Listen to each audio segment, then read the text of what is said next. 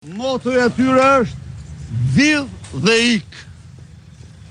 Ergy Sagasi është njeriu më intim i Edi Ramës.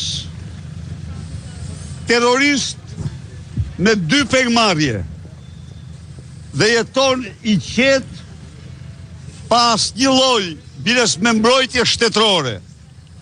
Lubi Balluku nuk vjen në parlament, ndonse duhet të informoj shqiptar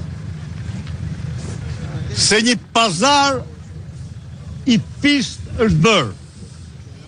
Pazari është më në fund, siç pata njoftuat 3 ditë më parë, se Rama ndodhej në zgjedhjen e më të vështirë të jetës tij midis Lindës dhe Belindës, midis Lubis dhe Lindës.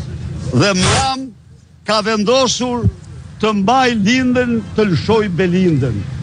Tani të tjerat do t'i ndiqnin vazhdim.